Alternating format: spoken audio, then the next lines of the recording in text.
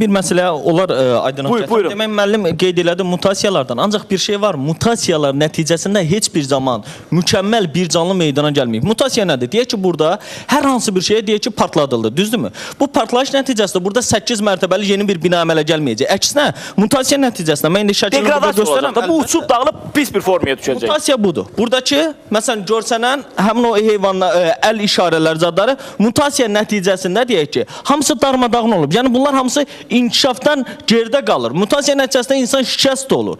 Yəni bundan başqa məsələ. Yəni mutasiya inkişaf yox, degradasiya, geriyə getmə deməkdir. Müəllimin dediyi təbii seçmə deyən, o təbii seleksiya deyirlər. Bu anlayış Darwinin iddia elədiyi formada deyil. Çünki Darwin özü peşəkar deyil, həvəskar bioloq olub. Bu adam özü əvvəl keşiş olub, keşişlikdən dönməlidir. Əvvəl din adamı olub. Orta məktəbi heç tam qurtarmayıb və onun gətirdiyi iddialar onun dövründə elə 5 il sonra Pasteur tərəfindən o bir növ o inkişaf elədikcə, sonra o baxdığımız bəzi əşyalar, alətlər inkişaf elədikcə, həmin o nəzəriyyə öz mötəbərliyini itiribdir və bu günə qədər özü də dəfələrlə Növlərin Mənşəyi 1859-cu ildə yazdığı kitabında həmin o bu nəzəriyyəsinin çətinlikləri bölümündə etiraf eləyir ki, əgər ara keçid forması, fosil dediyimiz daşlaşmış qalıq tapılmasa, mənim keçidimin, mənim nəzərimin heç bir əsası yoxdur. Bir də bir söz deyim, bu günə qədər həmin o kitabı müəllif də deyir ki, bir nəfər indiyə qədər, bu günə qədər bir nəfər gətirsin həmin o